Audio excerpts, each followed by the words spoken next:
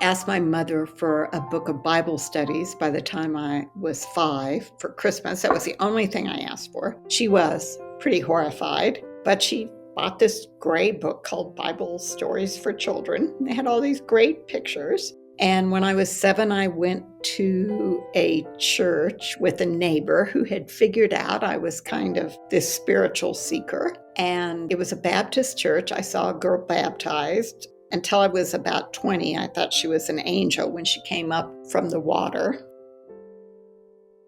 Welcome to Brainstorm by Us Against Alzheimer's, a patient-centered nonprofit organization. Your host, Meryl Comer, is a co-founder, 24-year caregiver, an Emmy Award-winning journalist, and the author of the New York Times bestseller, Slow Dancing with a Stranger. This is Brainstorm, and I'm Meryl Comer.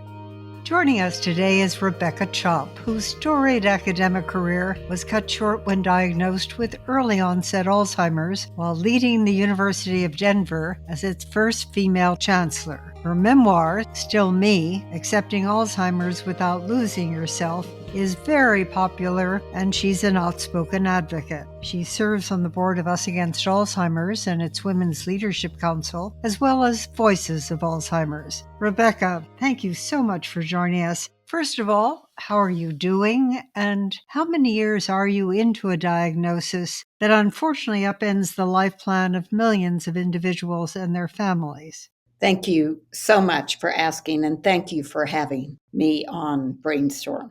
So I started my journey to my diagnosis in 2018 with a routine visit to the physician who caught some signs. I didn't really think anything was up, but by 2019, I was diagnosed with early Alzheimer's, and it did upend my life. I had to retire. I wasn't going to retire until I was 75. I had all sorts of plans. I was Chancellor of the University of Denver, but I had to do what was needed to be done. And now I'm doing fairly well. I follow a rigorous diet, exercise plan. I've become an activist. I do lots in art, and all things considered, I am spending my time in beautiful ways and living well, despite the tragedy of this diagnosis. Now, Rebecca, we've spoken before, but today we're going to tap into your wisdom and insight. As a former dean and professor of theology at the Yale Divinity School, you shared with me that you were raised in a family of devoted agnostics. Now, how did you find religion? Some people, including William James, argue that some of us are just born with an innate awareness of God. And I think I'm one of those. James liked to call it the firstborn. My parents never went to church. They kind of pointed out sometimes how hypocritical church people could be, but it just wasn't a big topic. One of my earliest memories is sitting on my grandfather's Chopp's lap as he drove his tractor by Narca, Kansas, and him saying, "All is God's." And that was the only theological statement I really ever heard. But he had a deep spiritual sense, and I think my father did too. But they were very suspicious of organized religion because of the oppression they experienced as Hussite Christians in the Bohemian Empire. And in fact, that's one of the reasons they had to flee what we now call Czechoslovakia. And even spirituality wasn't talked about much, but it leaked through. And every time it leaked through, I just dwelt in it. I loved it. And I started looking for words to give this innate sense I had. I asked my mother for a book of Bible studies by the time I was 5 for Christmas. That was the only thing I asked for. She was pretty horrified, but she bought this gray book called Bible Stories for Children. They had all these great pictures. And when I was 7, I went to a church with a neighbor who had figured out I was kind of this spiritual seeker. And it was a Baptist church. I saw a girl baptized. Until I was about 20, I thought she was an angel when she came up from the water. And I read everything I could. So I think, I had this kind of intuitive, innate sense of spirituality, of something more, of something I felt connected to, something beyond me and us. But I didn't have words to talk about it. As a theologian, how do you define spirituality against the backdrop you've described of organized religion? I then went on and studied religion in college and became an ordained minister and got a PhD in theology and still write about it. For me, spirituality is the sense and feeling of both being grounded and connected that we can put in words, but we can't finally capture in words. Some people talk about this as transcendence. I like to talk about it as awe. I think it's a fundamental way of abiding in this great sense of, for me, I can easily call it God. I can call it the ultimate. I can call it the sublime. Some call it the higher power. In the Christian tradition, there are theologians that say God is everywhere. God is all around us. It's finding access to God wherever you are. That's one particular way of talking about it. I'm not so concerned about the words, so I think we have to have words to talk about it, as I am the sense that there is an awareness we can cultivate of something more. As you talk about this awareness, why is it important as a life force and not just called upon in a moment of crisis? I think it's very hard to call it up in a moment of crisis. If we don't build it, my metaphor is always exercise for this. If you don't practice it and build that muscle, if you don't explore language to see in new ways, when you get in the moment of crisis, you're not going to have open ears to hear it, open eyes to see it. You're going to immediately go to right and wrong cognitive issues. It's like exercise. It's like love. I mean, the more you practice your friendships or your relationships, the more you invest in them, the greater they are. Can you imagine being in the middle of a crisis and calling somebody up that you'd once met 25 years ago? It doesn't work. You've got to cultivate that everyday awareness. Rebecca, what would you say to comfort those handed a diagnosis of Alzheimer's who ask the question, why did God do this to me? First of all, I myself ask that question. I mean, there's just this human kind of response of, all of a sudden you're in the midst of your own self and you're like, oh, what happened to me? This outside force, somebody must have sent this upon me. Now, I will say I have a few friends who are very devout in their faith in a particular way, and they like that cognitive answer. Oh, God sent this upon me to teach me a lesson or something. I find that very unsatisfying emotionally, spiritually, and I can't reconcile that with the history of what I know from Christian theology. And I'm fundamentally a Christian, though I'm influenced by Judaism and Buddhism. So I think a more productive way is to take the time to begin to ask the question this way: where am I experiencing God in this? Because I think ultimately that question, why did God send it to me? Even if you answer it, you're still going to have to live on, right? So the question is still going to be, where do I experience God now? How do I access that feeling of transcendence, of connection? How do I find words to express my fears, my anxiety, my lamentation? Can I explore new dimensions in my relationships? What opens now? And I don't mean that causally. I think so much of it, Meryl, is getting to the point where you accept the disease. There's something about those first couple months where, at least in my case, I didn't see it coming. And, I had these memories of my mother and my grandmother, all of my grandmothers, all of whom died from some form of dementia. But once you get through that initial shock, I hope you can get through it. I hope people and the caregivers can begin to reframe, to ask questions, to talk to people, to read, to find a community where they can begin to explore questions such as, what kind of spirituality can I have on this journey? That's why, I make such a point of talking about the practice and keep practicing it because, boy, in that tough moment, it's very hard to call upon it. And it's very sad to watch. It is very sad to watch. And that fear is really hard at the end.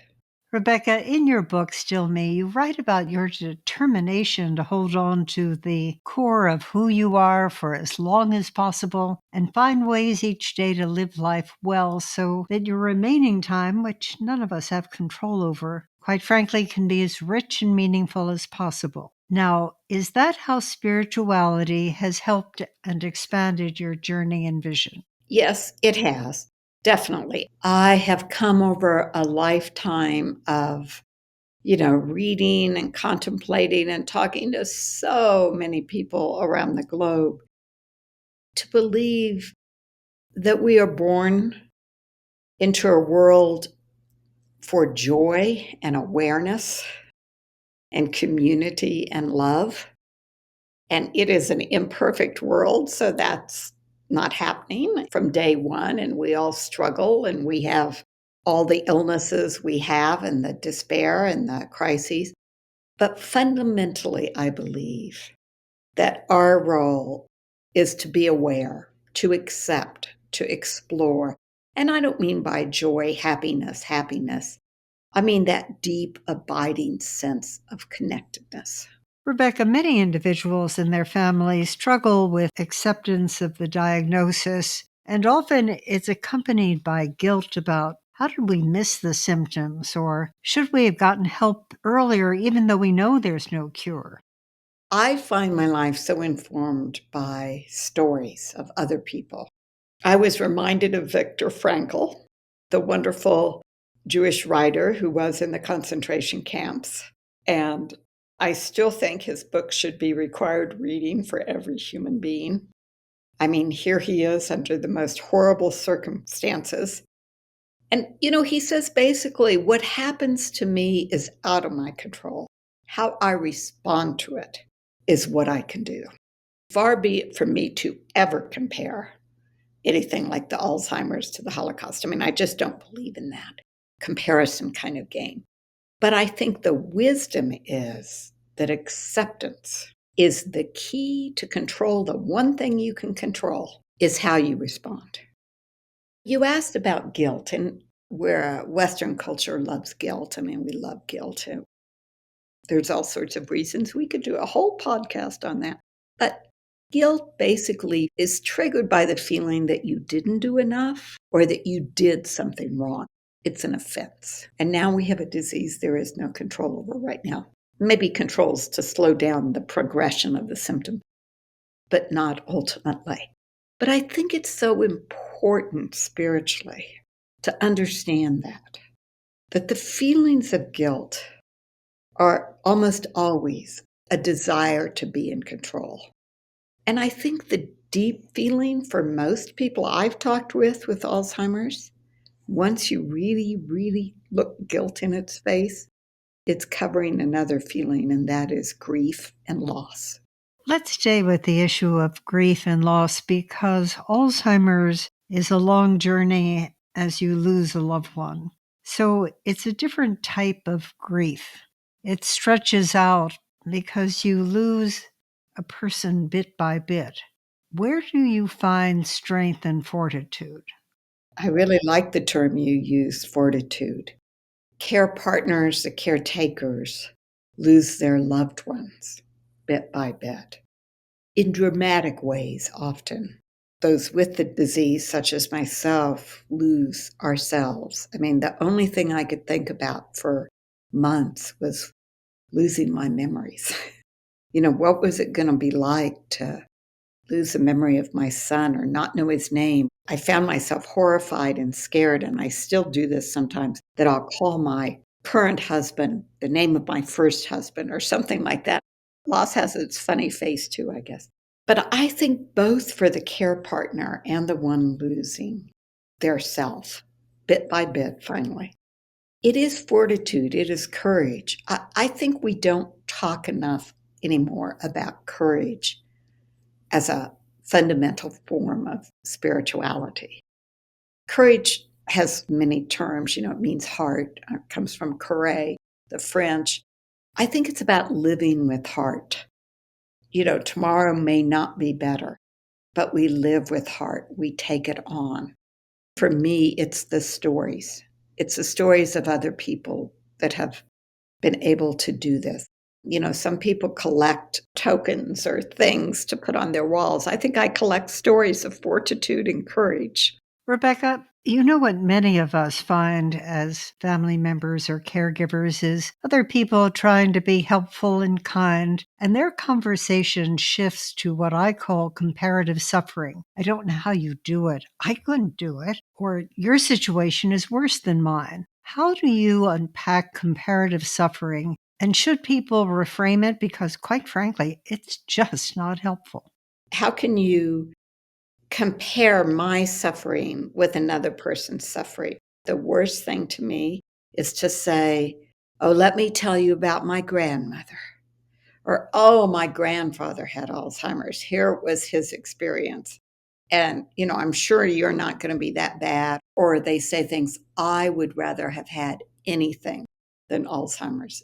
They would say to me, because I was in higher ed, you're so smart. It's like the most devastating thing in the world. And it's just not helpful. It is not helpful at all. And every grief counselor and therapist will tell you that's absolutely the worst thing. I think a better way to frame it when you're told that somebody has Alzheimer's is to say, I'm sorry. I can't imagine what that's like for you. But more than words, it's the presence. It's the touch of the hand. I remember a very good friend when I was diagnosed came to my house and I told her. It was in the early days and we were both crying and she held my hand and finally she said, I will be with you. And, it still brings tears to my eyes. I think other than putting the work of reframing on the caregiver and the person, I think that work is on how we respond to somebody who tells us.